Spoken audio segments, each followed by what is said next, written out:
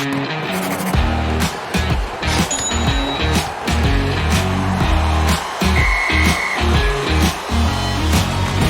and welcome to the Fantasy Hockey Picks and Bets show presented by Prize Picks here on the Mayo Media Network. I am Matt Moody, joined by DJ Mitchell to cover March 4th NHL slate. DJ, how you doing?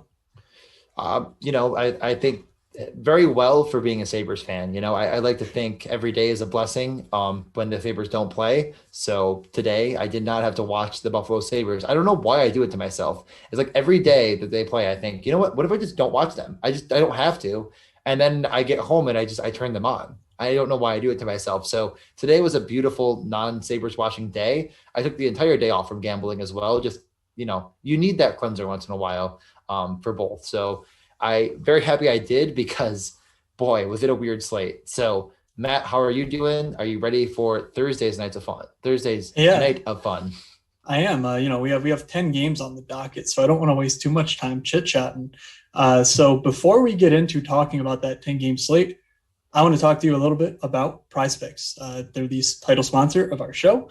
Obviously, prizepicks.com. Sign up with promo code MMN for a up to $100 match deposit bonus.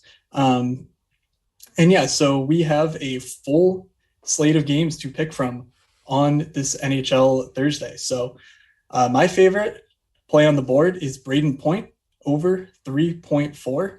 I just think that playing with Tyler Johnson and Andre Palat, he's going to see a lot of shots. He's going to see a lot of shot attempts.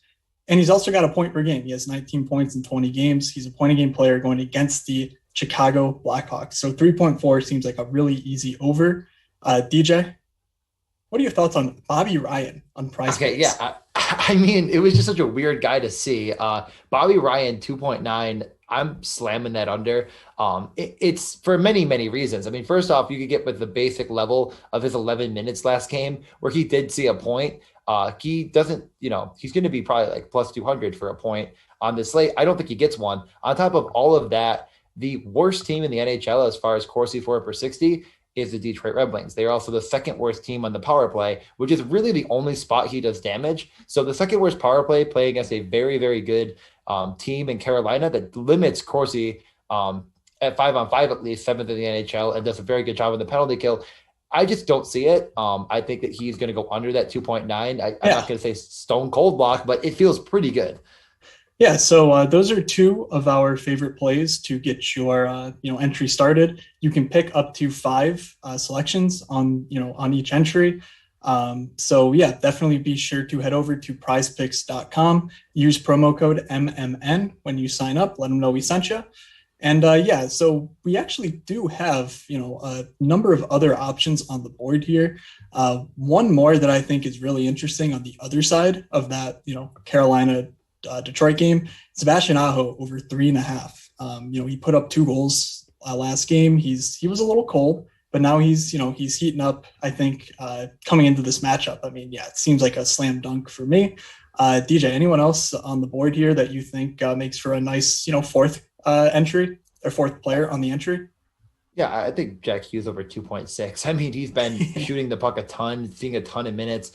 The Rangers are down as far as without Panarin, etc. He gets 1 point, and he just is obviously going to hit. And I think he does that most nights. He's not a point per game like Braden Point, but he's pretty close. He's been great and just really taking over as kind of the leader of that offense. So his chance of getting a point is probably 12 and 18. I have to look up the exact odds on it for what he is to get a point, but pretty good. So I think it's more than likely that he does that. Yeah. 1-2 shots. Yeah. Minus 129 for 1 point. So I think it's pretty likely that to correlate that over, and he gets the Prize Picks over. All right. So let's head on over to the 10 games, go game by game here.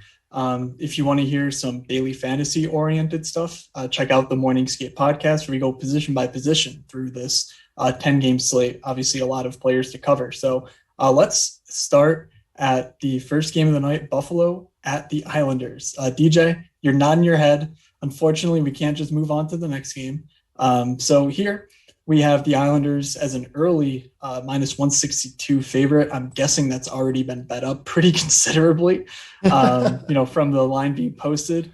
So, keep an eye on where that ends up. But it is a 5.5 over under. Any thoughts on why, how aggressively you should hit the Islanders button on this one? Yeah. I mean, everything leads you to probably pick the Islanders.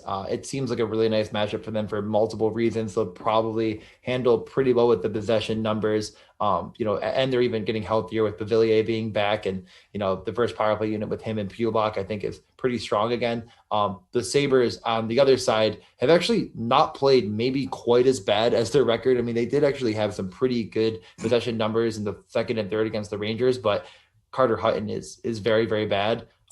Posted a nice sub 900 game again, only allowing 3 goals, but the Rangers did have a ton of shots. So, the Islanders type of play is, kind of to shut it down defensively. If they can slow the Sabres and just beat Carter Hutton, which they definitely will a couple times, then I think the game has, pretty good under upside Islanders win.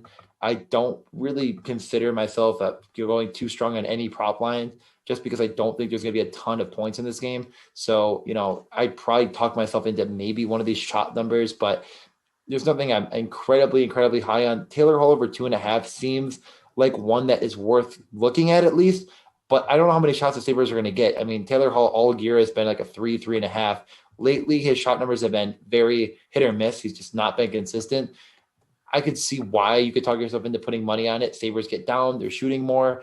That's kind of the one that I'll come back to, but not incredibly strong there. Matt, anything? Yeah, what I'm thinking here is Taylor Hall to not get a point is plus 110.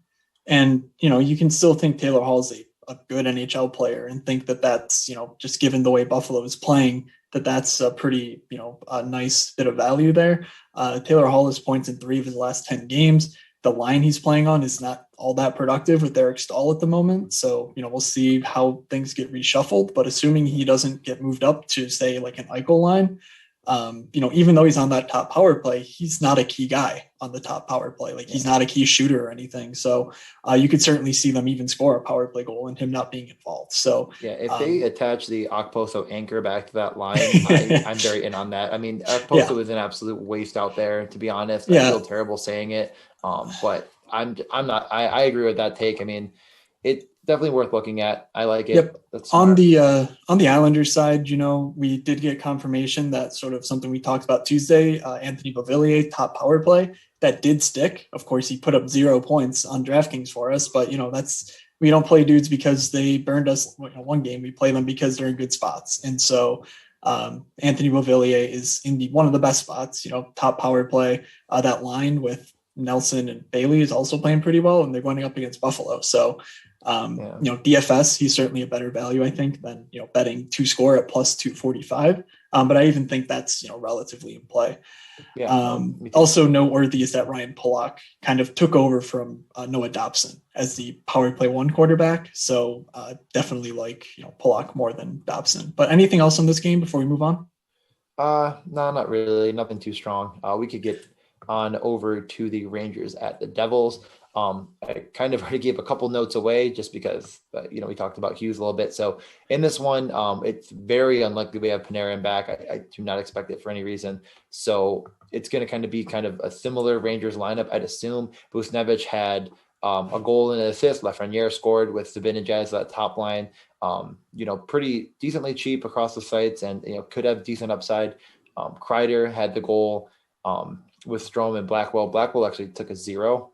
So in this matchup against the Devils, I think a better pace matchup than playing the Sabres for the Rangers. I think it fares well for this game to be decently high scoring. I definitely like the over in the 5.5. I'm not incredibly high on it. I think I could take either side of this game, Devils or Rangers. You could talk me into either of them. Might be minorly leaning towards the Rangers, although I'm not very strong on it. I think that I don't know. Honestly, it's a good toss up. I mean, Matt, maybe you could talk me into one side or the other. Yeah, I agree with you. I think the over here is the play. The Rangers did definitely shut things down against Buffalo. I think that game total had 40 shots in it. It was kind of wild given how it started and all that. 3 goals really early, but it definitely did get shut down. I don't really think that New Jersey is quite as willing to play that really down tempo type style. So I think 5.5 actually is a great over bet. That's my favorite bet in this game. And then if I had to pick a side, I think I would go New Jersey just because of the home game angle of it. No Panarin, but both these teams I think are very similar, and so I think that that line's basically appropriate. Any player props here stand out to you? Jack Hughes over 2.5 shots is plus 105. Maybe that one. Yeah, I think the reason is too because the Devils have been top 10 in Corsi for 5-on-5, and the Rangers have been bottom 10 in Corsi against at 5-on-5. So, the Rangers goaltending haven't quite bailed them out. I think it could happen. I think that they are both pretty talented, but I think there's a lot of shots that could go around in this game. And, Hughes or Gusev, I think Hughes is safer. Gusev is a guy they try to set up, but just isn't quite as supremely skilled. So I think that the Jack Hughes is very strong. There's just no reason to fade it at this point. I think he's hit like almost every game except for the last one. Yeah, for like 8 straight or something, or 6 straight. 6 straight. The last game was the only one against the Islanders, which I just don't even consider the Islanders shot props against. You never know. Yeah, speaking of streaks being broken, Pavel Zacha finally lost his point streak. I believe he was up at 9 games before that got broke. But he's, still a relatively good value on DFS sites and betting, and especially if you like the over in this game. I mean, he's, we've talked about him multiple times now, but he's really showing out. This is sort of like his breakout stretch of games, I think, for Mr. Zacha. Anything else before we get to the largest favorite of the night? No, not really. I mean, I think that the 1 point Buchnevich minus 118 is something to consider, or Kreider at the same price. Just feels like, they're going to see a ton of minutes, and who are the Rangers going to go to? I kind of is like their top power play guys. No, Buchnevich wasn't, but Kreider, is right there on the top unit. Getting a point in this matchup, I think if you like the over, is pretty fair. So yeah, we can get over to the next game. Matt, you want to take us in on the Detroit Carolina game? Yeah, so Carolina is a minus 295 favorite here. Monster number here on Carolina makes me immediately think, looking at the puck line or, something similar. The over-under in this game is a 6. Carolina could put up 6 by themselves, but honestly, I'm sort of feeling the under here. Like, I just don't see the firepower from Detroit to even get 2 goals. They're likely still going to be without Dylan Larkin. They just don't strike me as very good. So maybe if you really, really, really like Carolina, that over's in play. But I think that, maybe a 5 goal affair, I think is, very much in play, a 4-1 type finish for Carolina. So any thoughts on that, or maybe the puck line, Carolina to win by at least 1.5 goals is minus 108. So basically even money on that one. Yeah, no, I think that 4-1, 3-1 type of game is really strong. So I do like the under a good bit. I mean, as I mentioned at the top, I mean, the 5-on-5 numbers alone lead you to think that Carolina is just going to absolutely dominate, the shot numbers. I see like a 30 to 18, 20 kind of shot number total. So I think that's going to lead me to, and, without Larkin, which it sounds as like I think we talked about for a second there, he's out, it says. So I think there's almost no chance he comes back. Detroit is reeling out there. I mean, there's nothing. So yeah, the under pretty strong. I'm just not taking the Carolina money line. It's just not worth it. I think they're going to win, but what's the point? I think that I'd rather consider maybe a shot number. I think, Svechnikov is just the free play as always, where there's no problem minus 129 in this one. They're going to dominate the Corsi. He should shoot a ton. And there's really and the brother v brother matchup of Evgeny versus Andre. So yeah, he's going to put up 5, I think, for us. So yeah, I love that shot. You're just taking, you're just locking in plus 320, Svechnikov 2 points. Betting on points, I don't know, multi-points especially. It's like I'd rather just take the shot, honestly. Like, I think that Svechnikov's number is just wrong, and it will continue to be wrong. Every show I break out the fact that Svechnikov is top 20 in the league in Corsi per 60, and he just continues to be at a 2.5 for, guys like Ovi are 4.5. And Svechnikov is not that far off of Ovechkin in terms of usage and shot rate and everything else. So just a really silly number in my estimation. So Yeah, that's about all I have on this one. Carolina should win in a walk, but I'm not sure minus 300 is worth, even on a Yeah. parlay or whatever. Like, I'd rather just go Svechnikov, honestly. So, Mhm. all right, next game up, Ready for we have Philly Pittsburgh. yeah, we have Philly at Pittsburgh. This one was quite the doozy on Tuesday. Pittsburgh won 5-2 or 5-2. Yeah, Um, 5-2. so, this was one of the higher scoring games on Tuesday. The over-under is a 6.5, and Pittsburgh, without Sidney Crosby, is a home dog at plus 106. So even without Crosby, they pulled it out on Tuesday. Do you think they can do that again?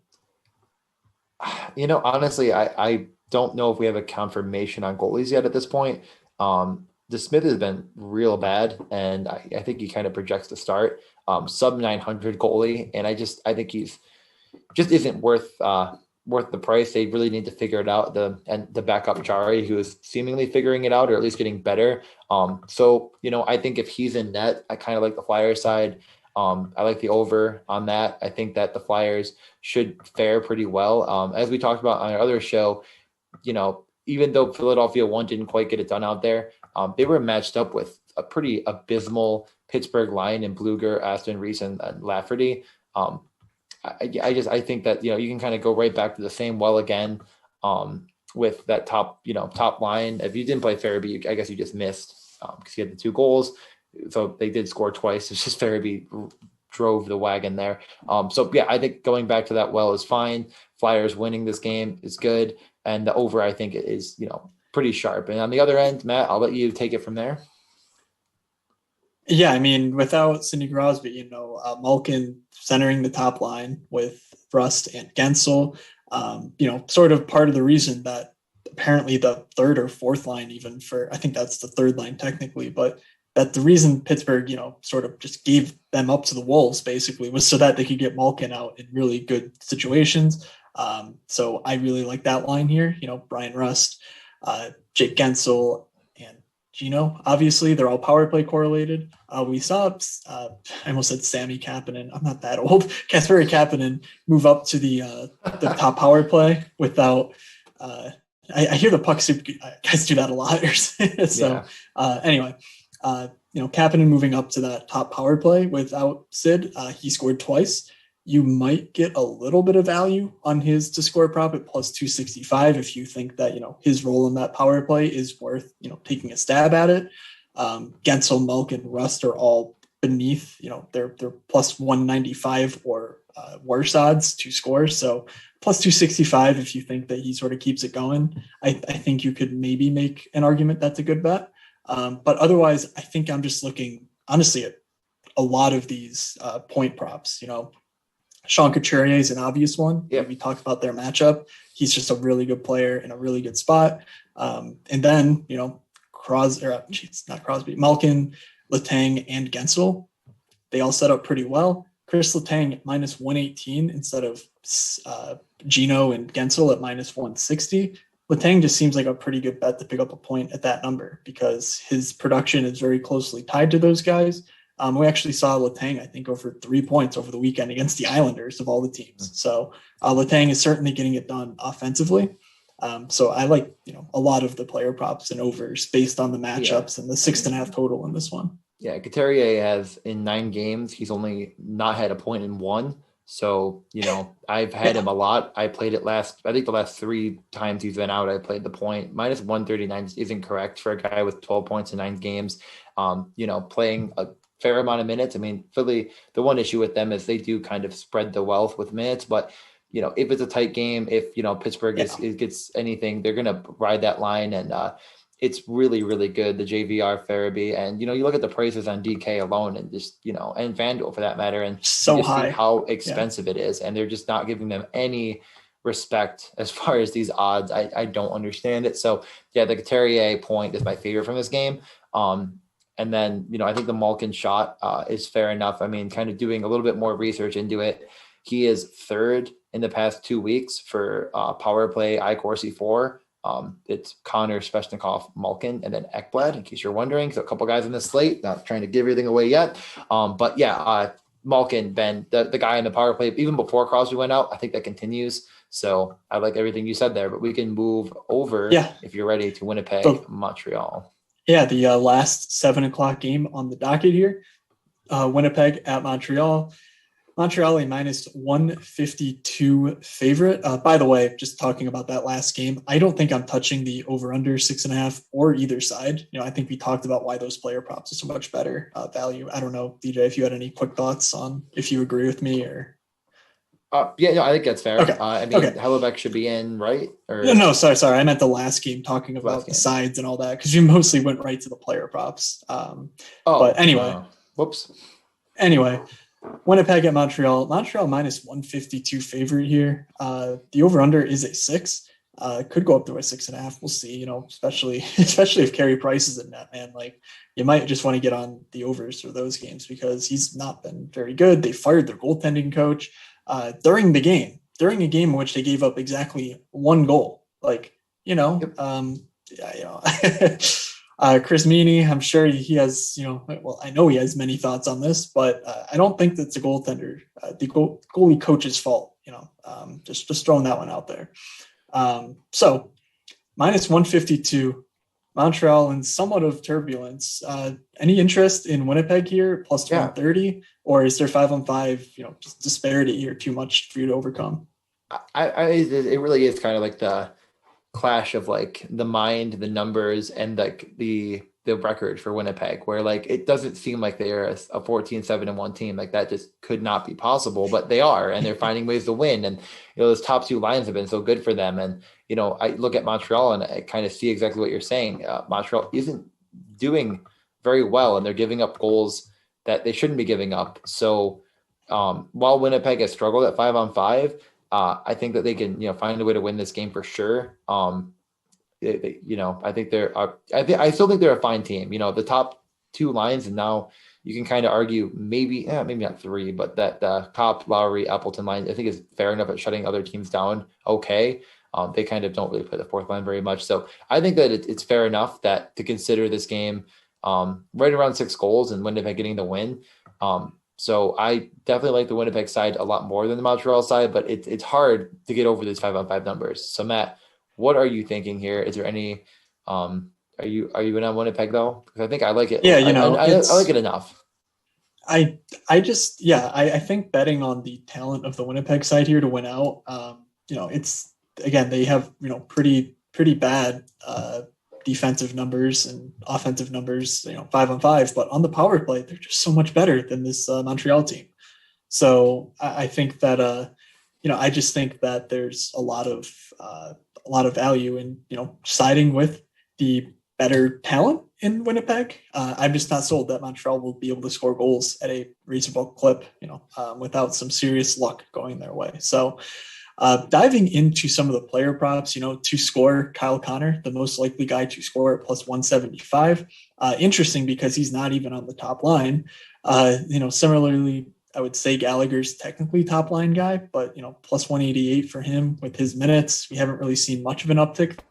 So any of these to score odds sort of, jump out to you? Well, Matt, I can't take your thunder away from you. You said on the Morning Skate pod, guaranteed goal, Paul Stastny. I'm just going to sit here and try to jump on that from you. I tried to wash my tongue, like those words just don't really go together. But, let me tell you something. Paul Stastny moved up to the first line. Basically, they said, Pierre-Luc Dubois, you're actually a center. Get off the wing and go play center. And then they're like, all right, Mr. Second line center, Paul Stastny, come up and play on this wing. So now Stastny's got this cushy gig next to Scheifele and Wheeler. Blake Wheeler, he who does not shoot, he who wants to pass. Mark Scheifele, definitely a great passer too. So Paul Stastny scored a goal last game, had 3 shots on goal. Just given their power plays, the lethalness of their power play and their 5-on-5, the talent he's surrounded by, I think plus 380 for Paul Stastny is a really good value. You're getting the same exact odds for Andrew Copp. Come on. Come on, guys. Copp's not on the first line anymore. He hardly gets any, dangerous offensive starts or offensive time, really. So Paul Stastny, I just think, is a really good value here to score. But any of the, other player props, points or shots on goal, stand out to you? Yeah, I mean, I guess a couple. Toffoli minus 125 per a point, I think is still decently in play. They're giving that line a decent amount of run, and I think they can find a way to score. I'm probably not going to do it just because it makes me feel sick inside, but maybe I'd consider the Thomas Tatar no point just because he's barely playing. But he is on that first or second power play. But what did he see last game? He had 15 minutes. He kind of got back a few more. But he's just a guy that's like decently likely to start a game and then get pulled and benched. We'll see under the new coach that it could be a case. So maybe it's not as strong as I thought it might be. I was trying to look more into it, but I think, Toffoli to have a point is minus 125 doesn't quite seem right. Other than that, I mean, these Winnipeg ones are kind of not completely priced out of consideration, but they're not great. I'm not doing minus 225. Trifly to have a point. Like, get out of here. I think my favorite shot prop is Shea Weber over 2.5. We saw him basically replace Jeff Petrie on their top power play unit.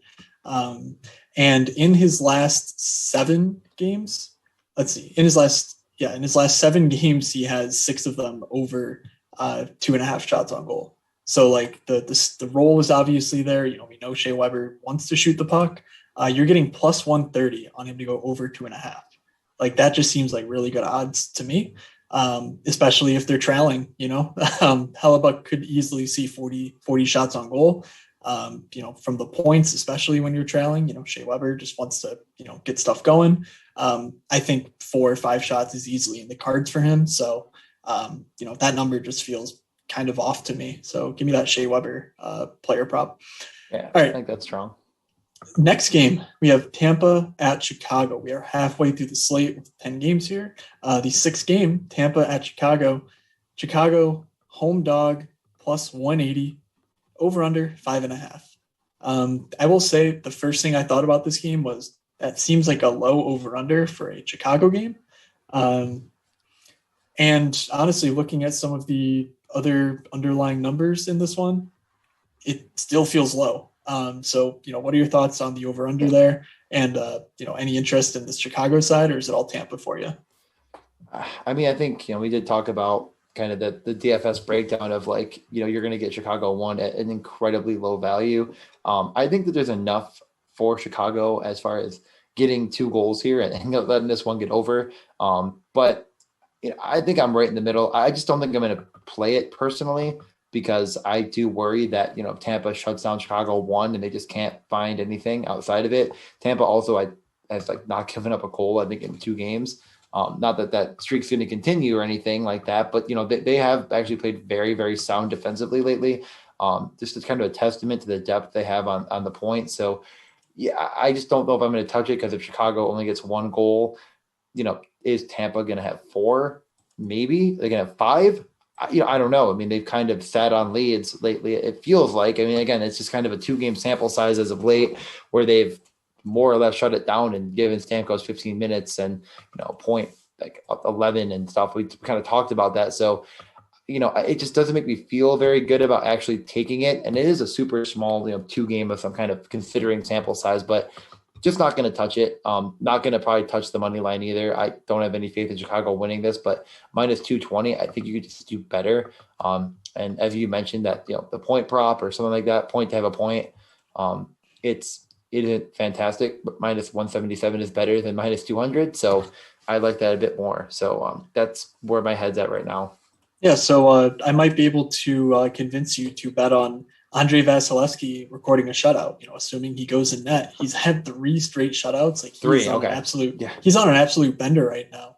And just looking at the 2 matchups from the beginning of this season, 60 shots on goal in those 2 games for Chicago. Vasilevsky stopped 57 of them. 950 save percentage for this guy in those 2 games. He's coming in hot. He's been incredible this year. I think if you want to get crazy, the Patrick Kane no point plus 185. I think you could talk me into it. Well, let's just talk about Tampa shutout plus 800, 8-1. I mean, you know, that's 12.5%. Like, you don't have to think it's, overly likely, but I think that's worth a gamble. I mean, he's one of those guys where it makes me question like my goalies don't matter stance, like that's really what Vasilevsky's done, and he's certainly on one right now.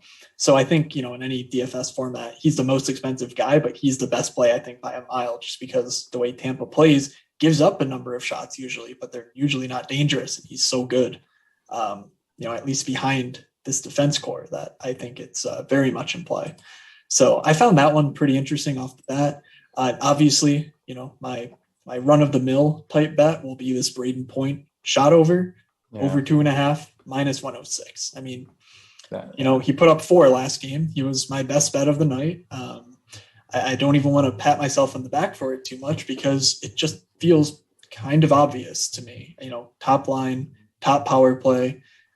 He's going to play in all situations in any form of a close game. And he's playing with 2 guys in Andre Palat and Tyler Johnson, who will defer to him, more often than say a Steven Stamkos would on his line. So it just really makes sense to me the way their team works dynamically. Even if he doesn't, put up 20 DraftKings points or whatever, he still gets you his shot prop with a 4-shot on goal game and 6 points, and you're still feeling happy about it. So I just really like all things Braden Point tonight. Yeah, I totally agree. I think the shot prop is very strong. I think I could talk myself into it, but I don't think I have to, because I like points so much more. But the Patrick Kane, because as you mentioned, the shot prop at least, because 3.5 plus 100, I think he puts that up at an overall, a number, most, if not every time, but a decent amount of time. This year's been not quite the huge, but he is hovering around 3-4 most nights. And against Tampa, he's going to see probably over 20 minutes of ice time, and they're going to give up a lot of chances for low danger shots. So I do like that. Okay. But I think you just take the point. I think it's a lot safer, and it's not, that much different to where you need to get a little bit risky with it. So let's talk about Florida at Nashville. So Nashville plus 106 at home. Florida minus 129. DJ, you're wearing your jersey. Take it away. Yeah, no, I mean, it's the DJ jersey pick of the night, the Florida Panthers. I'm just, kind of surprised and confused about their pricing on DraftKings. It's kind of the beginning of it. My favorite line of the night, my favorite stack, and I'll say one now and I'll give you one later. Hornqvist, Huberdeau, Ekblad. I kind of alluded to the power play numbers for Ekblad being really, really good. He was in the past couple of weeks, he's been, I think, 4th, I think it was, in I-Corsi-4 on the power play. They're feeding him. He's shooting a ton. And, at 5-on-5 and on the power play, Hornqvist and Huberdeau are great. Hornqvist shoots a bit more, but as of late, Huberdeau actually has had the shots. 24 points in 21 games. He's about a point a game guy. His price has just somehow dropped like a rock to 5,300. I don't understand that. I think that the player props can get a little difficult just because, 1 point for Huberdeau minus 195 isn't the sexiest, funnest way of building your parlay. The Hornqvist minus 118, I like a lot more. I just don't understand why he's so far off. But, Huberdeau and Hornqvist are going to be huge parts of my DraftKings lineups overall. Matt, do you have any interest? Can I talk you into it? The Huberdeau over 2.5 shots at plus 150. I think you would have to, put me in a straitjacket in order for me to, click the yes on that, because I know he's been shooting more. He's been shooting more. I know, but like I would just much rather play Patrick Hornqvist if you, made me. It's just hard. I get that. It's just a long-term thing for me. Huberdeau certainly loves to make me look bad, so I certainly don't hate it. I like your logic behind, the Florida love, to start.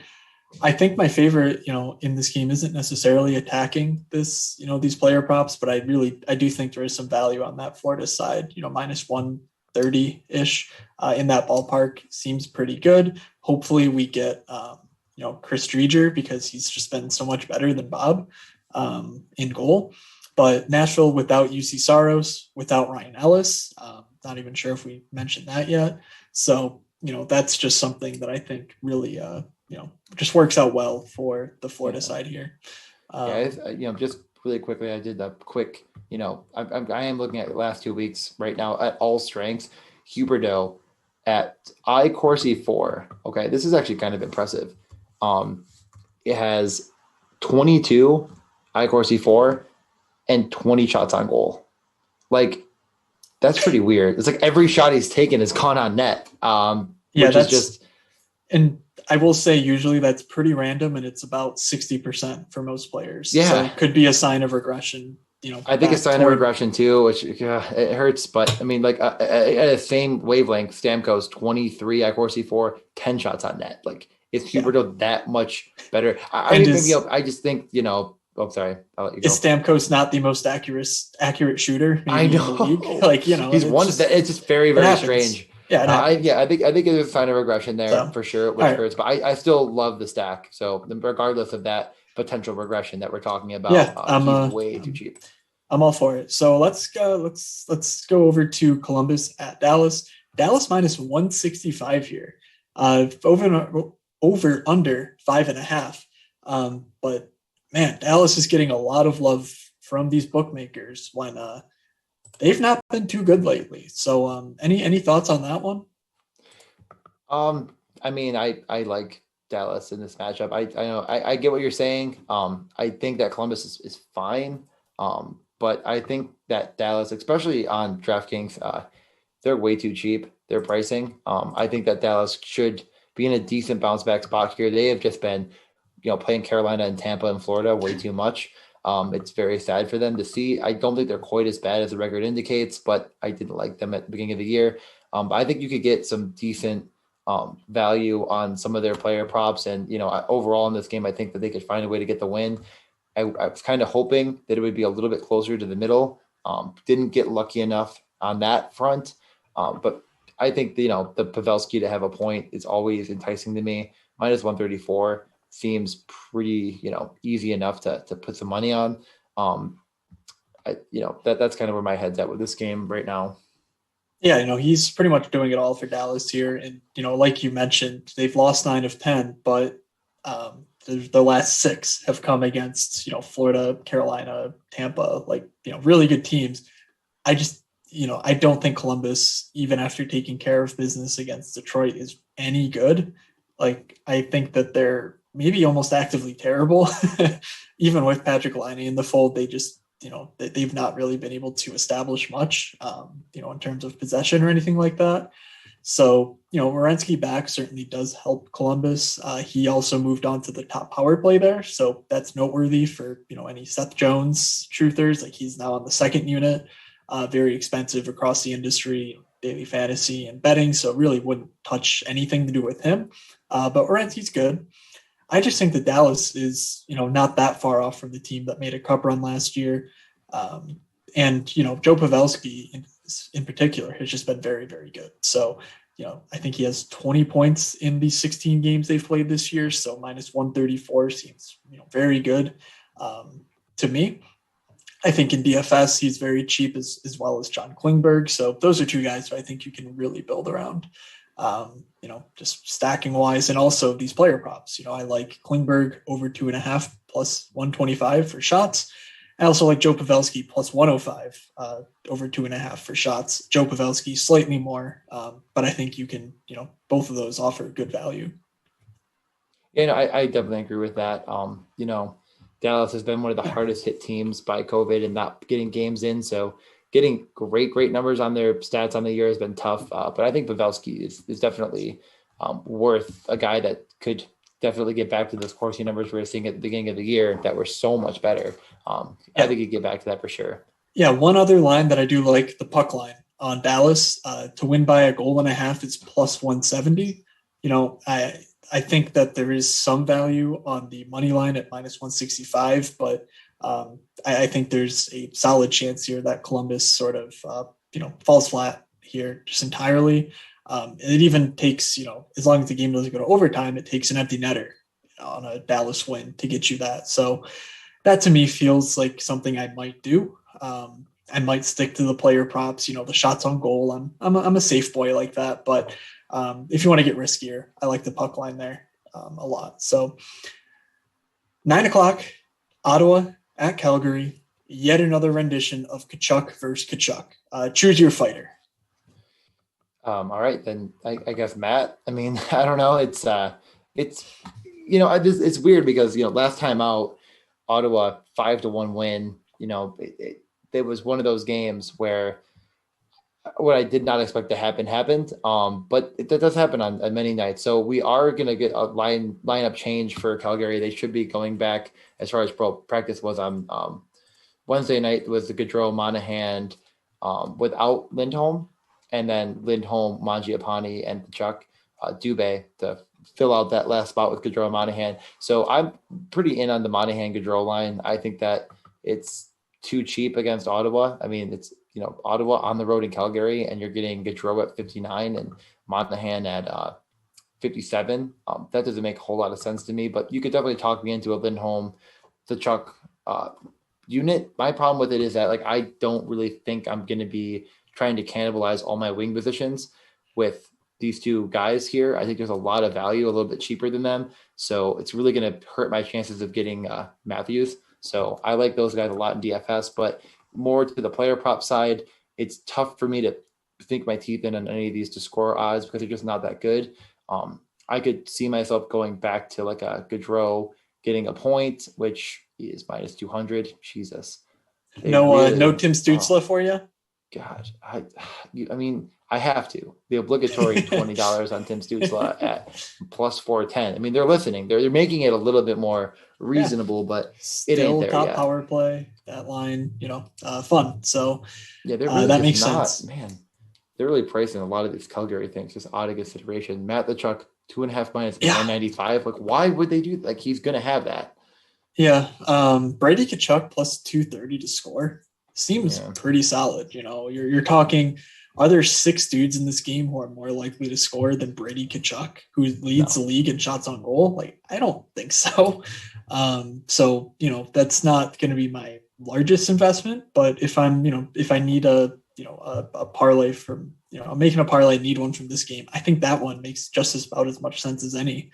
Dylan Dubé, who we mentioned, top line, probably second power play. He's plus 255. He's the other guy I think you could take a flyer on, but why not just take, Brady Tkachuk, who's been there, done that for a while now, and been pretty good in doing so. As far as shot props, I think Elias Lindholm makes sense, over 2.5 plus 115, rather than taking the Matthew Tkachuk. That's a little bit long of odds for me. So I like Elias slightly more, but as far as the sides go, I think it's not hard for me to see Ottawa plus 160 being a decent bet.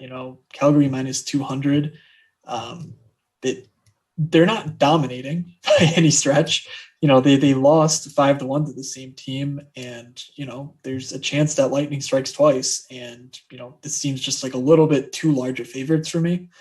So give me Ottawa here, and I hate that this is like me every day saying bet on Ottawa, but they just seem like they're playing slightly better than these odds would indicate. Yeah, not touching that money line. I'd rather take the over on the 6. I think both these sides could definitely put up some goals, and Tim Stützle obviously being one of them. So you know what? Never mind. Let's put the house back on it. Tim Stützle score. All right. So last game of the night, we have Toronto at Vancouver, and this one is definitely going to be a doozy. Will people overreact to Toronto putting the absolute hammer down on Edmonton? Third game in a row, 6-1 finish against Edmonton after 2 back-to-back 3-0 shutouts. Now Toronto comes in to take on this Vancouver team, which I don't know if you've heard, DJ, but Vancouver is not playing very good hockey as of late. So what are your thoughts on Toronto minus 162 money line?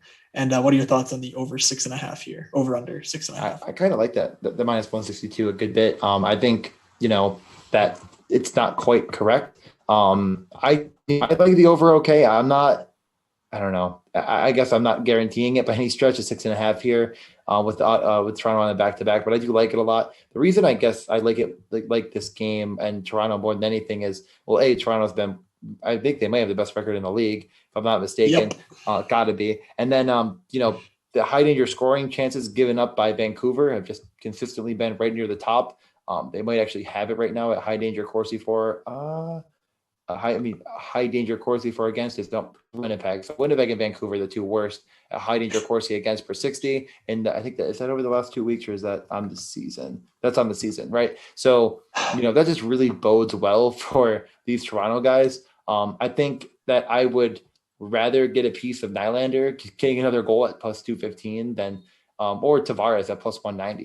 Either of those two, then taking a negative bet minus 129 for Matthews, even though he's super likely to score. He isn't guaranteed on that ever. So I would rather go with Tavares or Nylander there. Feels pretty solid to me. And then, the points and everything are really tough because, Matthews is minus 315 for a point. So is Mitch Marner. That is not so easy to do, but maybe a multi-point game, if you could get it from Tavares, would be fun. It's not on DraftKings, unfortunately, but I'm sure you could find it if you look around. And then the shot props, also, they're not giving you a ton, but I'm still down with Pettersson at plus 125. The game should still have very, very good pace. They should be losing. They should be shooting. It'll probably be him and Besser and the rest. So that's where I land here. But Matthews is going to be a staple of my DraftKings lineups for sure. Yeah, you didn't leave any of the bets for me, DJ. No, I took them all. Well, you didn't let me talk about. You moved right on from the one guy. I didn't get to talk about Nashville, so I got to get to them later. I had Ekholm as one of my favorite plays of the night, and I didn't even get a chance. Oh, well, he didn't have any props, though, so it was kind of hard. So we'll get to that. But I was going to talk about Nashville and Sylvanen again, and you just moved me right on, so sorry. All right, well, I guess there's revenge is a dish best served cold. So, I echo a lot of your same thoughts on the Toronto side for a lot of the same reasons. Toronto is very, very good. Vancouver's just simply not.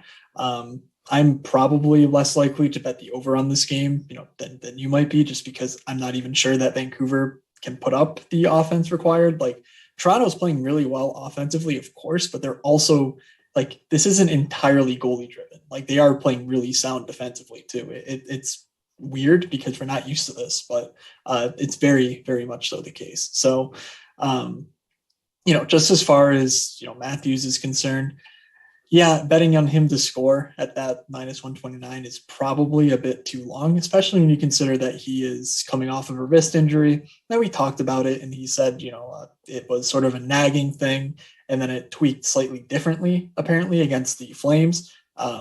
Before that, he had 2 back-to-back games of 4 points. So how bad could it be? That's the mindset I'm operating under. And clearly, at 50% ownership in DFS, a lot of people are going to feel the same way.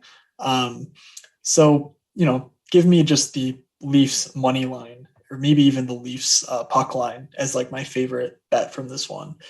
That gives us a nice segue though into, Matt, let's talk about favorite bets first. We could do DFS, but let's just recap our favorite bets before we head into the DFS side of things. So, DJ, do you have a favorite bet on the night? Oh, man, I knew you were going to eventually ask me this, and I was looking into a bunch of stats. I think my favorite money line, I'll go there first, or, any of the over-unders and whatnot. I think it's probably Winnipeg to win, depending on what you can get it at. We talk on here right now at the time. What do we have it at? Plus 130. If it's right around there, I think it's pretty sharp to take. Yeah, my favorite money line is Dallas. That might be a bold take, but I also think you can go to the puck line. Minus 1.5 on Dallas. I think that also works out pretty nicely for you. Let's see. Favorite shot props. Do you have any shot props that you just really think are stone cold locks of the night in terms of shot props? I think the point one that you mentioned is really, really good. Stone cold lock might not be the right. I think comparatively to the pricing they're putting on it, of course, it makes so much sense. Minus 106 is just. It's flip a coin. I don't get it. That. That's the I don't get it one of the night. It could Braden Point not do it? Of course he could not do it. But I think it's very, very likely. And then I guess while I'm already on a roll here, Svechnikov to have a point. To get a point, not the shot prop. Okay. Oh yeah, or the shot prop. Go either way. No, that's cool. But minus 155 for a point, minus 129 for the shot prop. I think either way, take it. It's very, very strong. Yeah. So, those two players I think are, two guys that I also highlighted as just being super undervalued. So I certainly agree with you on those. A couple other names that I think do make, a fair amount of sense. Man, I like this Taylor Hall under to not get a point. Plus 110 just feels really high for that. And, 3 of his last 10 games doesn't, he has a point in. So already, 7 out of 10, 70%, not bad. Matchup against the Islanders on the road. Like, come on. Like, that just seems, about the worst that you can get. So that one feels good to me. And then let's do one more shot prop. Gino over 2.5 shots. Like you said, power play usage is absolutely there. And I think that really makes a nice, if you want to do a 6-leg parlay, go for it. But, I prefer the round robins where you just sort of, pick your pool of 6 or 7 or even 10 if you want to bet one from each game. And then you just sort of put like a few bucks on each of the round robins and, you get paid out when some of yours hit. You get a bigger payout if all of yours hit, but you're not putting, like crazy good, crazy high odds at a super low likelihood of return. So that's sort of what I like on this one. Right. So anyway, anything else? No, just want to get to our top stacks. Yeah, so there are a lot of ways to go on a 10-game slate. I think the favorite stack, it's all brain point all the time for me apparently today, but this Tampa one stack of Palat, Point, and Hedman, you can tack on, Stamkos for the power play or Tyler Johnson for the 5-on-5, but Point and Palat just offers so much value across the industry that I think that they are just, easily my favorite place to go here in a wonderful matchup with Chicago. Okay. Yeah, I think, one of the most popular stacks is going to be that Toronto one. And I know I've already said I'm going to have Matthews as a building block. So if you do end up trying to get the Matthews-Marner action in there, if you want to get cheap, I think there's 2 really good options. The first one I'm going to highlight is going to be just going with a 2-man of Tolvanen and Ekholm. While they're not correlated on the power play, they should see a ton of run at 5-on-5. Tolvanen has shot the puck at least 3 times on net in the past 3 games, 3,100 against Florida. Florida's goaltending is decently suspect. My one caveat in this game is that both teams have been pretty good as of late for limiting Corsi against. So I'm not sure how much, upside there is in game stacking this. So, maybe you don't need Corsi when Ekholm scores 2 goals a game, DJ. Yeah, that's also true. And I do think Ekholm is, regardless of chasing points, which it feels very point chasey, it's like, it's okay because he's not been priced up to 6K. He has he's not Ryan Ellis price. Yeah, that's it. So he's playing Ryan Ellis' role without the pricing, and he's capitalizing. What is it? 14 shots on goal in 3 games and 3 goals and an assist. I mean, it's just like, what's going on there? And if they haven't moved the price up, let's do it. So the Tolvanen and Ekholm stack, I think, is a really good way to save salary. Yeah, so, I will go with the Winnipeg first line, Scheifele, Wheeler, and Stastny. It pains me to play Blake Wheeler, but if I can get a cheap Paul Stastny, in on the action, I might as well just ride my take here. I think people will stay away from it somewhat because of, the respect Montreal generally has. So I think you might get them lower owned than, you might expect. So, tack on Josh Morrissey for some power play. And if they score, 3 goals on the power play, you're probably, a printing press. So that's definitely a stack that I think I'll be utilizing in these, larger field tournaments. Yeah. So I think that's pretty sharp. Yeah. All right. Should I do one more, or I could just do one more quick, I guess, while I'm in the neighborhood. Svechnikov, Hamilton as a 2. I don't love it with Jordan Stahl. He's fine, but you're really going to need him to get a couple of assists to make it work. So I really just don't hate the idea of just playing Aho there. Either they might get back together. We don't know. They kind of just change it up seemingly randomly. And if they do or they don't, 5-on-5 power, on the power play, they should see good run together. All right. So, that's a lot of good stuff there. If you want more DFS talk, head over to the Morning Skate podcast. DJ and I do that. So it is out there for this Thursday slate. And yeah, best of luck betting on these 10 games. Hopefully you got something good out of this. We would love to hear from you on Twitter or on the YouTube comments. What is your favorite bet of the night? Send us some pictures of your parlays when they hit or whatever. We've gotten some and we love to see it. It's always fun to sort of, celebrate with you guys. And be sure, you leave a like and you subscribe on the YouTube and subscribe on your podcast feeds. All of that helps support the show here. So I am on Twitter at Fake Moods, DJ at DJ_Mitchell94.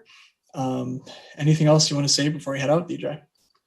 No, not really. I mean, just enjoy the slate, keep reaching out to us, keep sending everything. And if you do, if you're lucky enough to be in the state with Prize Picks, please send us those before, after, let us know. Please tweet those out. We'd love to see those more than anything.